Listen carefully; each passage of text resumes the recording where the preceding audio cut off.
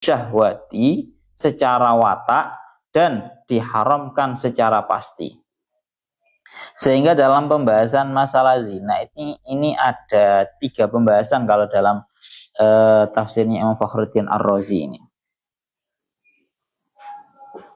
Yaitu meliputi yang pertama, yaitu ya Allah ya Rabbihu ya Karim, kalau yang maklum artinya yang sudah dijelaskan oleh para ulama adalah seorang laki-laki berkumpul dengan seorang perempuan. Ini semuanya sepakat ya. Ini dikatakan sebagai zina dan hukuman hadnya itu pun juga sama. Sekarang yang perlu dibahas apakah termasuk di dalam berzina, yaitu golongannya kaum LGBT. Ya. Kaum LGBT itu kan cara bahasa kasarannya ngomong mereka itu kurang normal. Artinya kurang normal itu kalau laki-laki berzina dengan perempuan itu memang ya sudah lawan jenisnya. Itu secara wataknya. Sekarang pembahasannya adalah kalau kaum LGBT itu apakah termasuk dalam masalah ini, artinya kategori zina ataukah bukan. Tangriki dawuhnya Al-Imam Fakhruddin Ar-Razi, beliau dawuh ikhtalafu fi annal lawata hal yantaliqu alaihi ismu zina amlah. Pertanyaannya adalah apakah orang-orang yang melakukan liwat itu berarti ya laki-laki musuhnya laki-laki. Ya.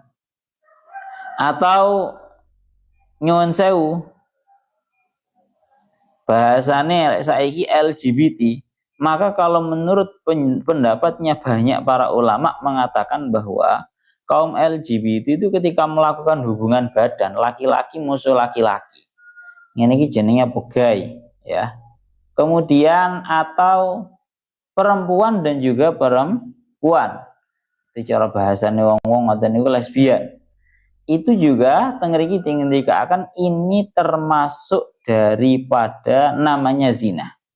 Melakno sampai dikatakan teng hadise idza ata ar-rajulu ar-rajula fahuma zaniyani. Kalau sampai ada seorang laki-laki berhubungan dengan laki-laki, maka itu dinamakan keduanya merupakan orang yang berzina. Sama di dalam hadis lain dingendikaken ya Allah ya Rabbihu ya Karim idza atat al-mar'ata fahuma zaniyatani.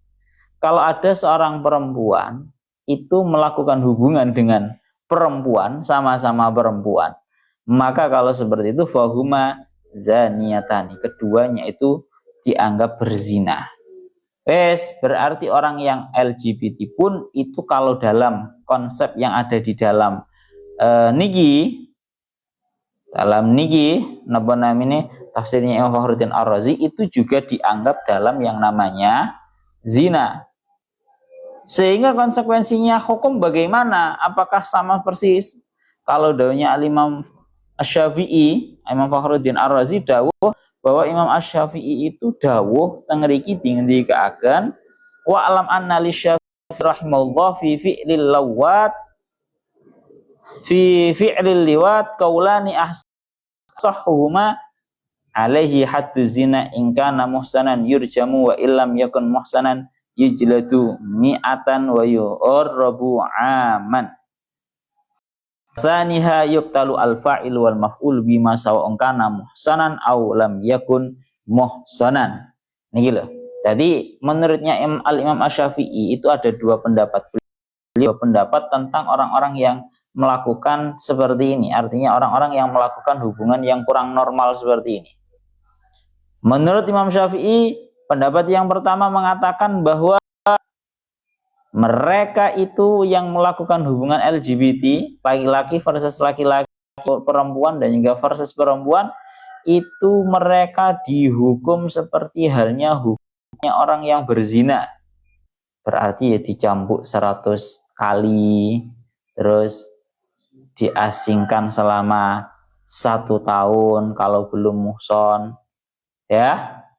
Kalau muhson berarti diranjam sampai meninggal. Itu sama persis dengan hukumannya berzina.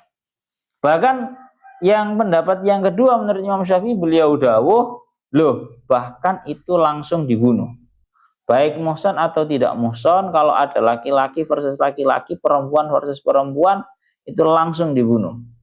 Ya, mana tengeriki karena beliau meriwayatkan salah satu hadis, man wajadtumuhu ya'malu amala qaumi lutin faqtulu al-fa'ila wal maf'ula bihi.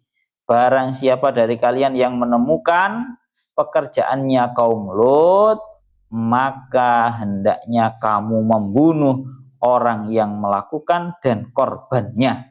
Wes bahasane ngoten lah. Wes ya. Itu pembahasan yang pertama. Lah, pembahasan yang kedua yaitu masalah berzina ini, yaitu pembahasan yang ini juga semuanya harus dibahas. Apakah termasuk dalam kategori berzina orang-orang yang melakukan isyanul bahaim? Nah, ini kalau orang sekarang gak ngerti aku. Kalau tengah ini dijelaskan.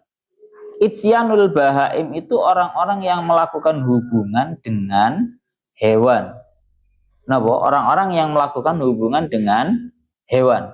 Baik laki-laki dengan hewan atau perempuan dengan hewan. Apakah ini termasuk dalam kategori zina?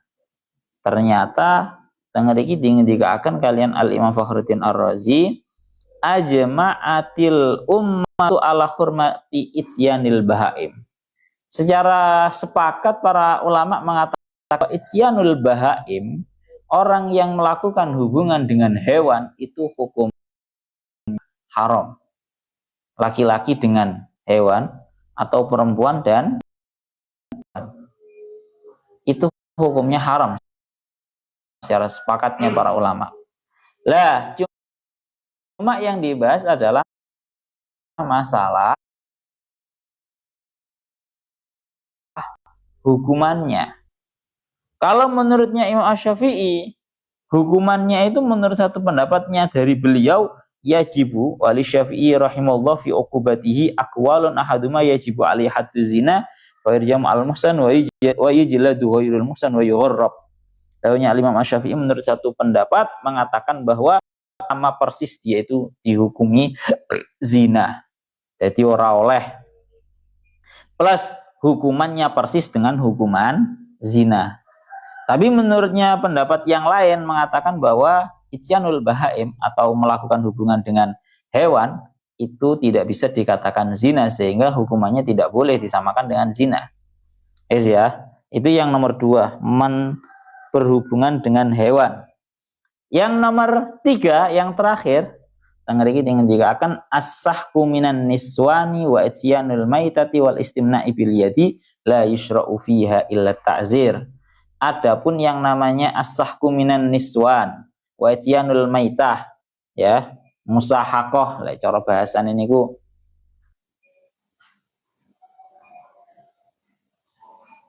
Tengeri ngendikaken as-sahku minan niswan wa isyanul maitah wal istimna' bil yad la yushra'u fiha illa ta'zir.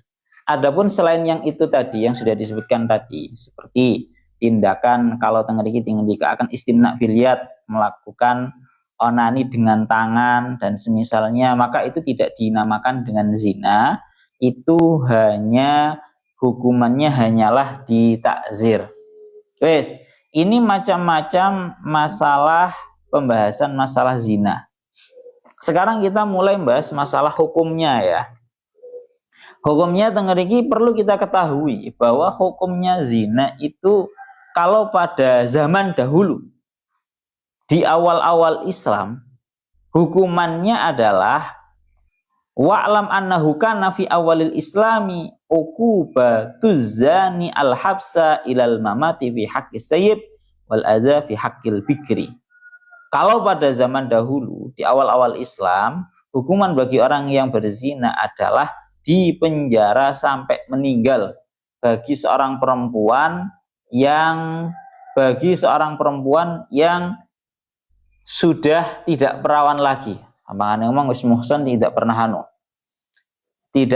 ya sudah melakukan nikah. Yang nomor 2, kalau dia itu merupakan seorang yang masih gadis, bahasanya ya sik Joko barang, maka itu dia di al-hajru fil kalam wal adzabil kalam, diomongi dengan omongan yang gak enak. Ini hukum di awal-awal Islam, kemudian diganti dengan hukum yang ada pada surat An-Nur ini, bahwa kalau orang berzina itu kalau muhsan itu diranjam, kalau ghairu muhsan itu dicambuk 100 kali dan diasingkan. Ini yang menjadi hukumnya. Wes, nang mriki dingendikaken ngoten. Lah, sekarang kita mulai membahas masalah ini. Di dalam ayat ini, dalam ayat Al-Qur'an ini sangat indah sekali, sangat bagus sekali. Jadi redaksinya kok kebetulan untuk urusan zina itu yang didahulukan adalah perempuan. Az-zaniyatu waz-zani. Seorang perempuan yang berzina dan seorang laki-laki yang berzina. Ini ada rahasia apa ini? Kok yang didahulukan adalah perempuan? Sedangkan di dalam ayat lain, kalau pembahasan tindakan kriminal berupa mencuri, itu yang didahulukan adalah yang laki-laki. As-sariqu was-sariqatu faqta'u aydiyahuma. Seorang laki-laki yang mencuri dan seorang perempuan yang mencuri. Lah, secara kaedahnya kan awak dhewe kula pun bolak-balik kula aturaken bahwa yang harus kita yakini adalah di dalam ayat Al-Qur'an ini tidaklah didahulukan atau diakhirkan kecuali dengan adanya tujuan tertentu. Kecuali ada tertentu yang harus kita pahami. Maka sama, kita perlu memahami kenapa kok Allah Ta'ala di dalam surat An-Nur ayat kedua ini kok lebih mendahulukan membahas perempuan yang zina daripada laki-laki yang berzina. Ternyata ini sama persis seperti yang di Syekh As-Sawi, juga Syekh Mutawalli Asy'arawi di dalam kitabnya. Tengediki beliau dawuh, ya Allah ya Rabbihu ya Karim. Tengediki beliau dawuh, didahulukan, bahasane beliau ngeten, wal muta'ammil fi ayatil hududi yajidu masalan fi hadis sariqati qaulahu ta'ala wasariq wasariqatu fabada'a bil mudakkar.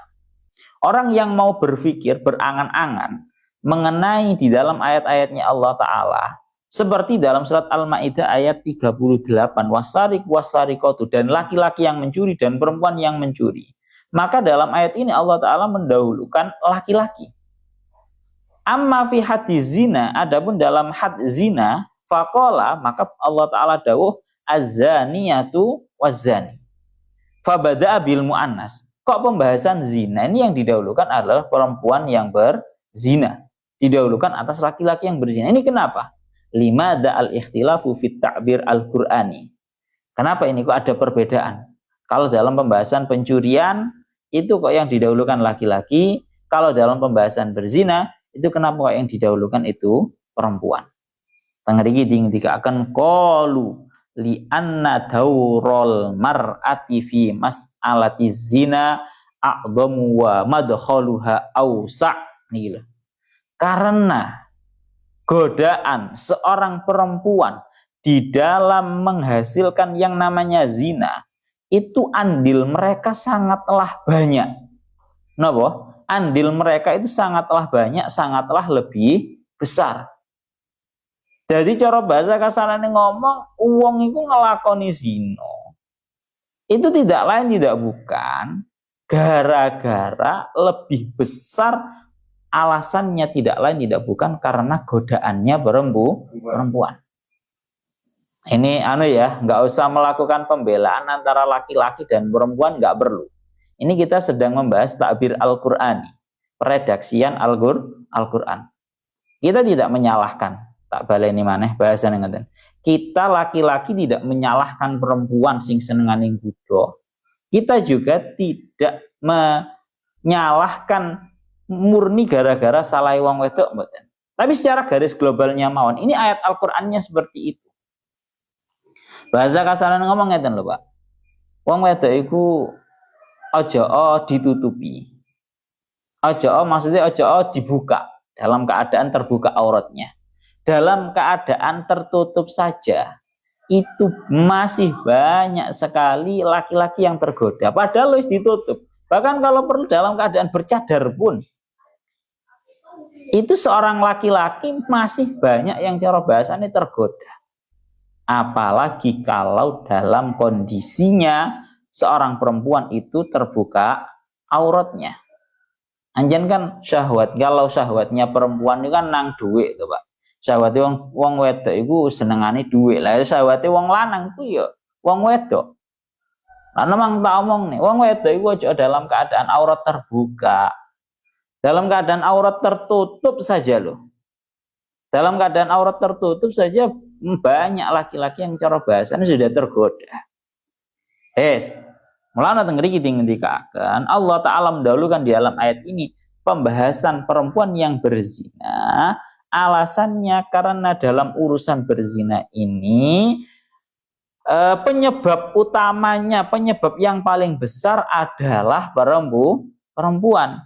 Fahiyallati tughri ar-rajula wa tusiruhu wa tuhayyiju awatifahu. Ini loh ngendikakan. Maka seorang perempuan adalah sosok yang mampu membangkitkan terhadap hasrat dan juga hawa nafsunya seorang laki-laki. Ngoten lho. Mulane lek bahasa kula ngeten. Kalau napa namanya Bung Karno pernah dawuh bahwa beri aku 10 pemuda niscaya akan aku guncangkan dunia, maka pada hakikatnya cukup satu perempuan untuk merusak seluruh alam dunia.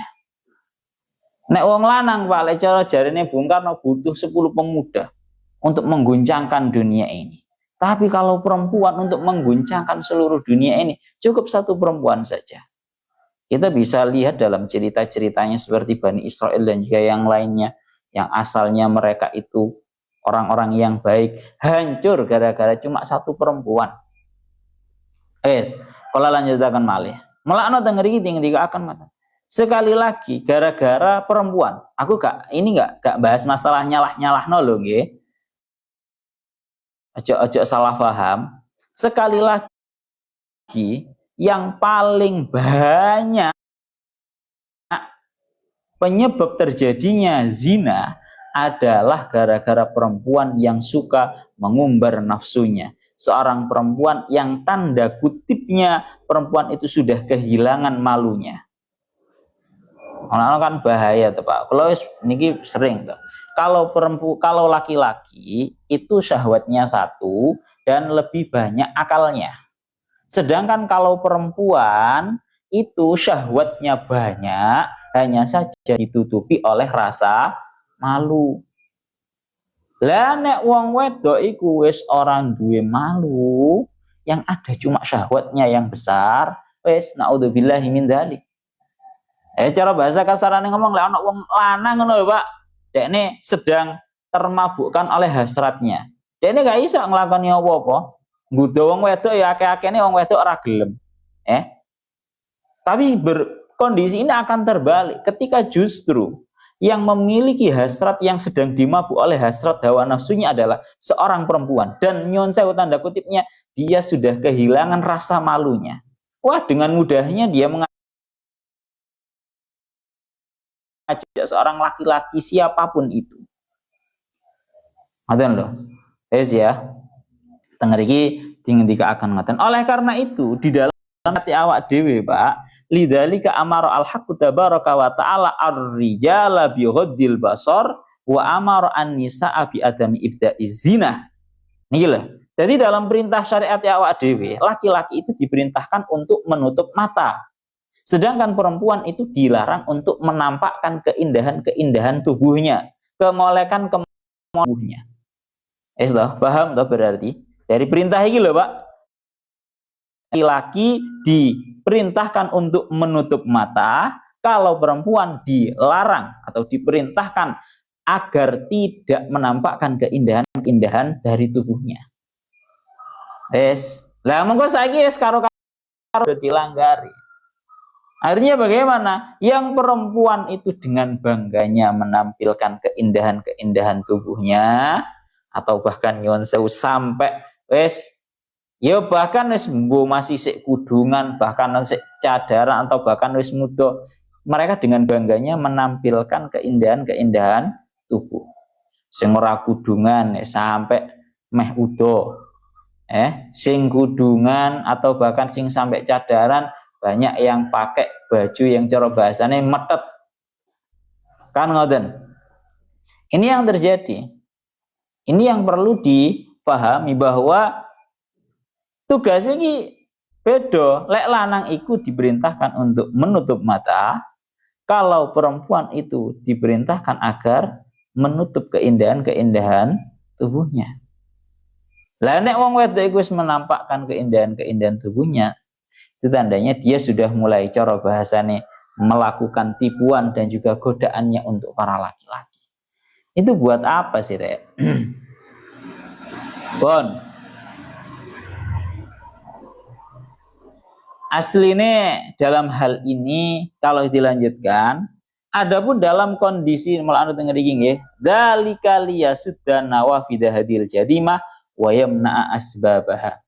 Ini semua tidak lain tidak bukan untuk menutup celah-celahnya sebuah perzinaan.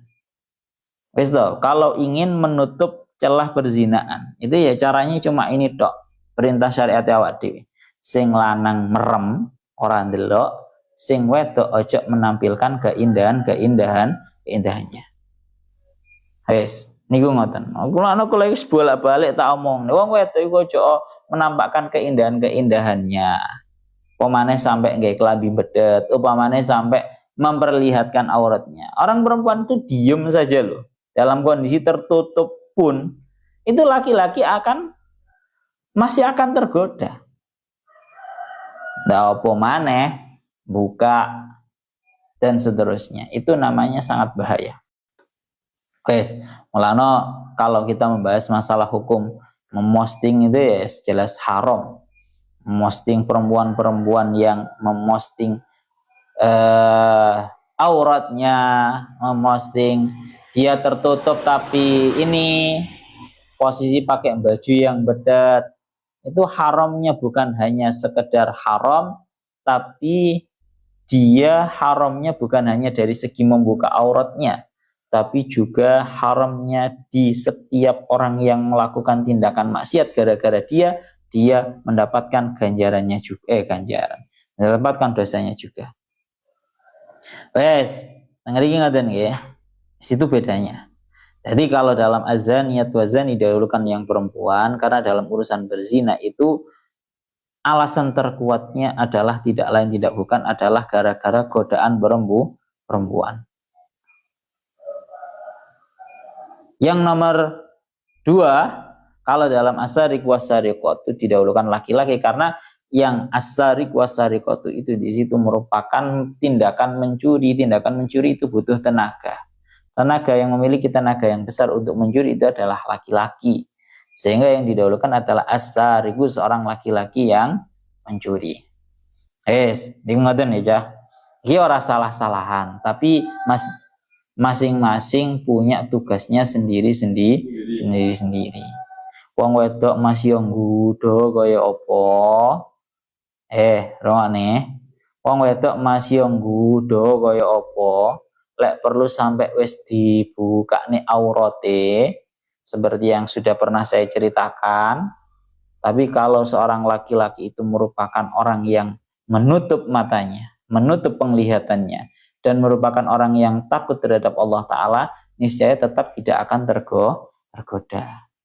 Begitu juga sebaliknya, perempuan itu semenutup apapun, sesuci apapun, kalau seorang laki-laki itu emang dasarnya adalah nyensew, tanda kutipnya adalah bajingan, ya maka tetap saja akan dimangsa itu perempuan walaupun sudah dalam keadaan tertutup sekalipun.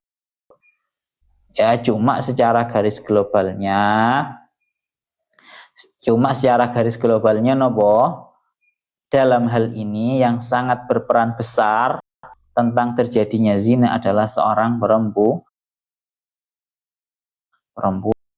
apalagi perempuan yang sudah tidak tahu malu. Perempuan yang urat malunya sudah putus, itu akan membuat kehancuran alam semesta. Hati nek. Niku ngoten nggih. Pon itu pembahasan masalah berzina. Insyaallah. Ya, niku ngoten ya. Inti istilahnya ya podo-podo dijogone. Karena iku mang lho. Insyaallah naudzubillahi min dzalik. Cara konsep awalnya memang semua ini dalam urusan zina ini alasan terbesarnya adalah sinten? Seorang perempuan. Tapi itu tadi sekali lagi kembali ke pribadinya masing-masing. Kalau kita kan sering loh dalam hal ini yang dikutip oleh orang-orang laki-laki untuk pembenaran nafsu dan syahwat mereka adalah yang ada dalam Ya Allah ya Rabbi ya Karim dalam surat Yusuf. Mereka mengatakan bahwa inna kaidakunna azim, bahwa tipu daya perempuan itu sangatlah dahsyat. Kan banyak sekali para laki-laki yang untuk membenarkan hawa nafsu dan hasrat mereka dengan ayat ini, wancen wong wedok iku tipu dayanya sangat besar. Tapi yang perlu digarisbawahi adalah di lanjutan ayatnya bahwa Nabi Yusuf sekalipun mendapatkan godaan yang begitu dahsyatnya karena beliau adalah sosok yang bertakwa, sosok yang mampu menjaga matanya, beliau tidak sampai terjatuh di dalam zina ini. Ini bukti bahwa ngudone kaya apa sing jenenge wong wedok, lek wong lanang itu merupakan orang yang bertakwa, ya wis, gak akan terjadi. Begitu juga sebaliknya, kalau memang nyuwun sewu tanda kutipnya semenutup apapun orang perempuannya, tapi wis dasare sing lanang ku bajingan, ya pancet ae. Ya naudzubillahi min dzalik, ya ini seperti yang terjadi di akhir-akhir ini. Ya, di mana seorang santri-santri putri banyak yang tanda kutipnya menjadi korban oleh kiainya sendiri, oleh gusnya sendiri, oleh loranya sendiri. Ya, ini ngoten nggih. Jadi orang perlu salah-salahan, tapi keduanya sama-sama punya kewajiban. Sing lanang mripate dijogo, ojo pelirak-pelirik ae. Ono wong wedok lewat dideweloki iya. Nah itu. Kalau dawanya para ulama an-nadharu sahmun masmum. Yang namanya melihat itu merupakan sebuah anak panah yang sudah diracun oleh setan. Gara-gara wadi ndelok ono wah bahaya. Dari melihat akhirnya menetap di hati, dari hati akhirnya timbul perasaan, dari perasaan akhirnya timbul keinginan, dari keinginan akhirnya timbul realisasi. Pun niku ngoten nggih. Ya Allah ya Rabbi ya Karim. Secara garis globalnya ngoten, sing lanang mripate dijogo, sing wedok jangan menampakkan bentuk keindahan tubuhnya, opo maneh wis sampai dibuka. Itu luwih bahaya di lanang yang tidak cara bahasane wong-wong ku musang atau perempuan, sekali lagi perempuan yang sudah kehilangan urat malunya lebih berbahaya daripada seorang laki-laki yang sedang dimabuk oleh hasratnya. Niku ngoten. Itu membahas az-zaniyatu waz-zani. Sekarang kita lanjutkan tentang ayat teng mriki fajlidu kulla wahidin mi'ata jaldah. Cambuklah dengan 100 kali cambukan. Ya Allah ya Rabbi ya Karim, hendaknya kalian semua itu menyambuk mereka keduanya, seorang laki-laki dan perempuan yang berzina dengan cambukan 100 kali. Siapa yang berkeharusan? Ini, siapa yang berkeharusan untuk mendirikan syariat Islam berupa hukum cambuk ini? Kalau kita lihat, alhamdulillah mungkin di Aceh yang sedang berduka ini, kalau di Aceh itu benar-benar direalisasikan yang namanya hukum cambuk. Pemerintahnya kalau ada perempuan atau laki-laki itu langsung mereka itu kalau ketahuan benar-benar dicambuk 100 kali. Kalau hoiru masa di Aceh dilakukan hal yang seperti itu, benar-benar dilakukan. Mulane wong Aceh itu gak pati wani aneh-aneh nang Aceh. Kalau mereka itu lek jarene wong-wong ya, apa sak krungune wong-wong. Orang-orang Aceh itu kalau mau aneh-aneh, itu mereka keluar dulu dari Aceh. Ke Medan atau ke samping-sampingnya lah pokoknya. Karena mereka sangat takut kalau melakukan hal tersebut di Aceh. Benar-benar dicambuk dan itu disaksikan oleh banyak orang. Yo malu, yo loro. Jadi wajib untuk didirikan oleh siapa? Oleh siapapun. Pemerintah terutama adalah napa? Pemerintah. Makna kula namung pengin nukilaken napa sing didhawuhaken kalian Mbah Maimun. Mbah Maimun dawuh tentang kitab Al Ulamaul Mujaddidun karyanya beliau. Beliau dawuh bahwa Indonesia ini bukannya kok tidak mau menerapkan hukum Islam, tapi Indonesia ini masih tidak mampu untuk menerapkan hukum-hukum Islam. Paham ora bedanya? Kalau tidak mau menerapkan hukum-hukum Islam, dosa. Tapi kalau tidak mampu, sekali lagi garis bawahi, masih belum mampu untuk menerapkan hukum-hukum Islam, maka itu belum ada hukum dosa.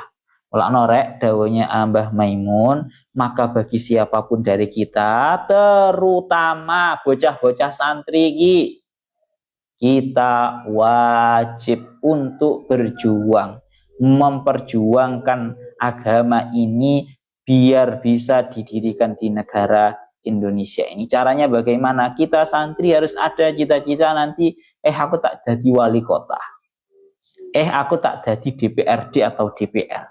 Tapi tujuannya biar bisa menerapkan hukum-hukum syariat. Lah iya, santri ojo mek gur mikiri aku sing mending ngaji, utawa kok aku boyong tak nggawe pondok sing gede, tak murui santri-santri. Loh, jangan berpikiran cuma seperti itu saja. Harus ada santri-santri yang bisa menguasai kepolitikan agar berdiri yang namanya hukum-hukum syariat. Bahkan dawuhnya beliau, bagi ketika kondisi pemerintah belum bisa melaksanakan hal ini, bagi siapapun yang bisa melaksanakan di ranah kekuasaannya, hendaknya dia melakukan di ranah kekuasaannya. Katakan ada kiai, ada gus yang atau ya kepala desa lah umumnya. Kalau bisa menerapkan di bawah naungannya, ya laksanakan.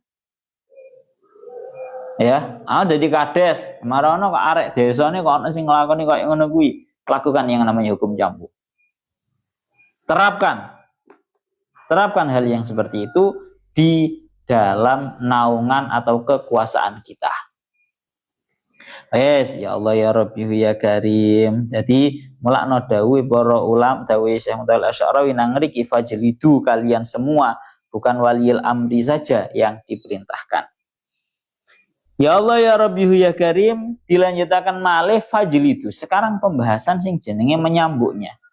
Nyambuke iku piye sih? Mecute iku lho, lek cara bahasa Jawane dipecute iku ya apa?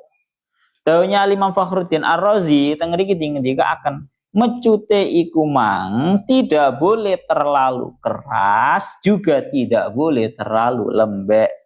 Mecute sedengan. Saya pernah lihat yang di Aceh itu ya. Videonya itu pukulannya sedengan, jadi orang kok bayi antar cewas sing pewarah ngono ya ora, tapi juga tidak terlalu lembek sing tek ini itu ora, sedengan cedas seperti ini. Sampean bisa lihat nan.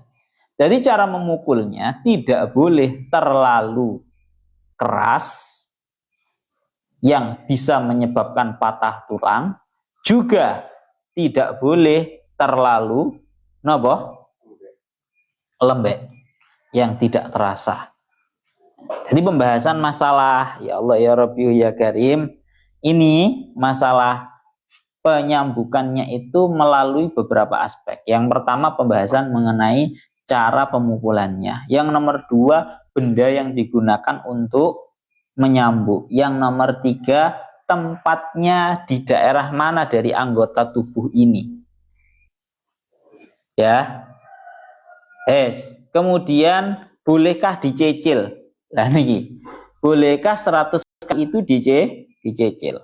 Jadi ada 4 pembahasan yang dibahaskan oleh Syekh Imam Fakhruddin Ar-Razi. Beliau dawuh. Yang pertama, permasalahan napa wau menyambuknya. Dawuhnya para ulama, Imam Fakhruddin Ar-Razi beliau dawuh teng mriki dipukulnya tidak boleh terlalu keras yang bisa menyebabkan patah tulang, juga tidak boleh terlalu lembek. Berarti harus sedengan. Napa harus sedengan.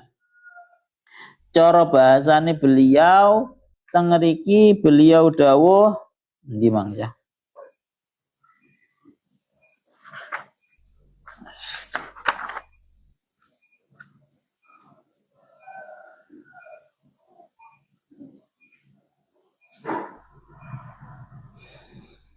Niki teng mriki beliau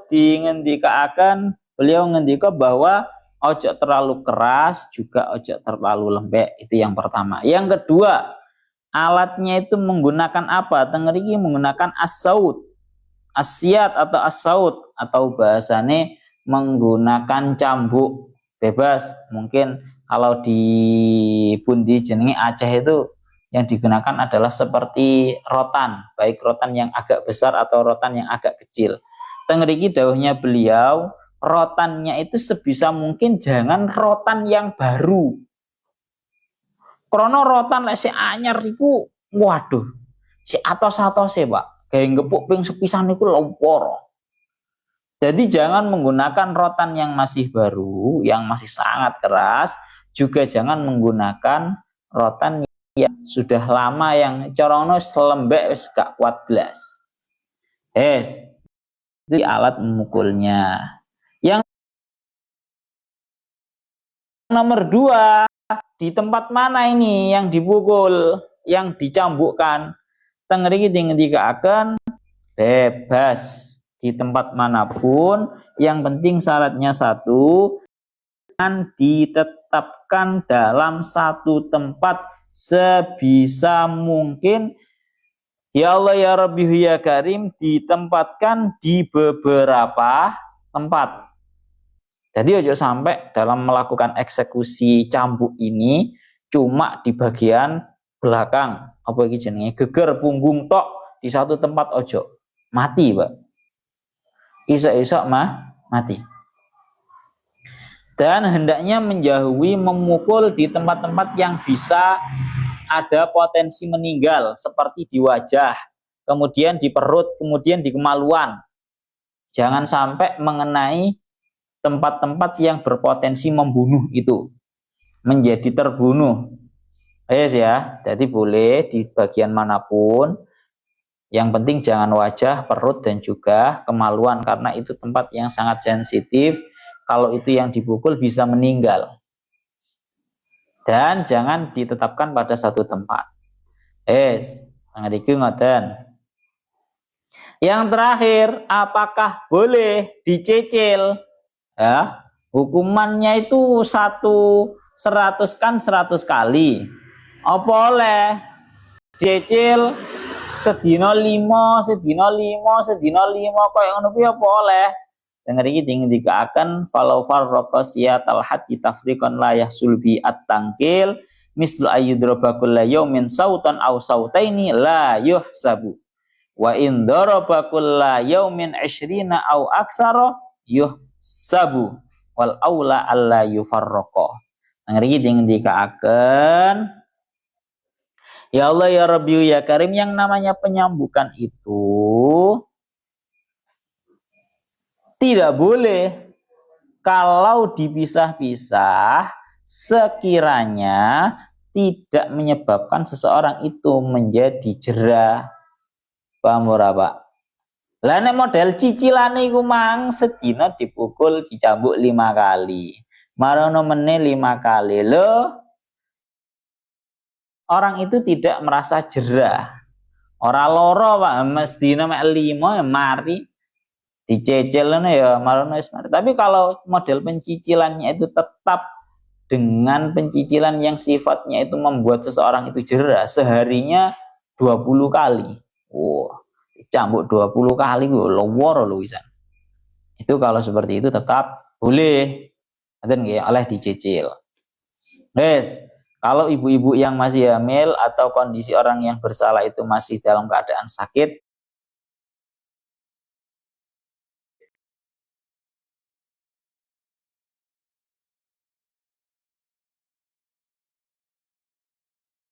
sing jenenge hukum cambuknya. Hukum cambuk itu koyo ngono iku mang. Lah, hukum cambuk itulah orang itu bisa sekali lagi kan berarti ngeten niki pun bolak-balik diaturaken. Yang menegakkan hukum ini adalah sinten? Hanya pemerintah. Hanya pemerintah. Mulane dawuh Mbah Maimun awak dhewe kudu berusaha memasuki pemerintahan agar kita itu bisa menerapkan hukum-hukum syariat. Harapannya kan seperti itu. Rodok mlebu pemerintah kan jan ya rodok angel, Pak. Harapannya ingin menegakkan syariah, tahu-tahu malah justru dia yang menjadi orang yang seharusnya dihukum secara syariah. Repot, Pak. Kita lanjutkan lagi. Ya Allah ya Rabbi ya Karim. Membahas ini tadi dilanjutkan sehingga karena yang berkewajiban adalah pemerintah, kapan sih seseorang itu dihukum dengan hukuman zina ini? Apa boleh? Berarti ngeten ya, tidak boleh bagi individual untuk melakukan yang namanya hukuman zina. Ya, delok kancane kok nglakoni koyo ngono marang mbok gepuki ping 100 ora oleh ngono kuwi.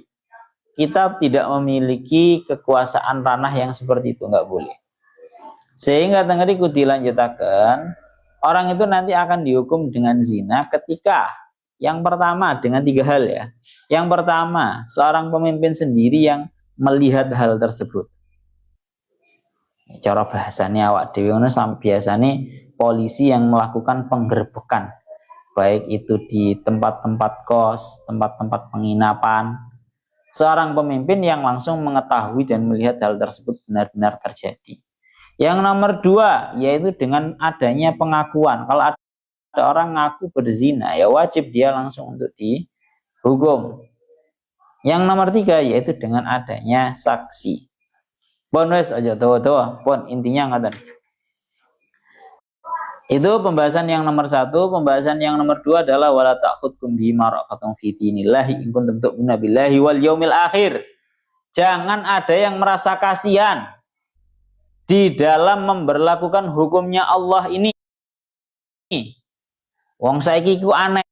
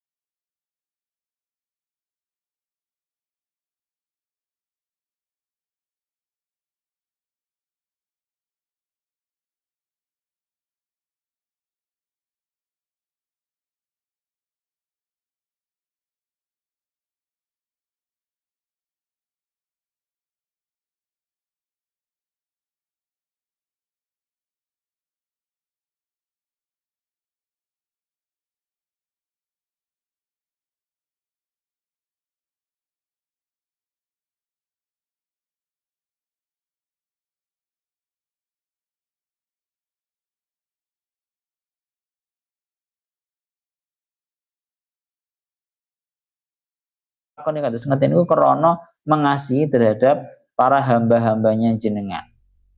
Maka fayuqalu lahu a anta arhamu bihim minni. Apakah kamu merupakan orang yang lebih besar belas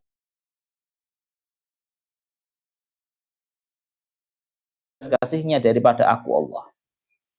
Paham ora? Fayu'maru bihi ilan nar. Maka dia diperintahkan untuk dibawa ke neraka.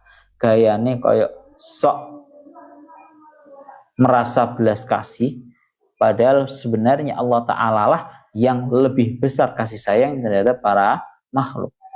Dikatakan seorang pemerintah yang kebetulan mengurangi nominal atau angkanya penyambukan yang harusnya 100 menjadi 80 semisal, dengan alasan karena kasih sayang, dijawab sama Allah, apakah kamu lebih besar kasih sayangnya daripada aku Allah?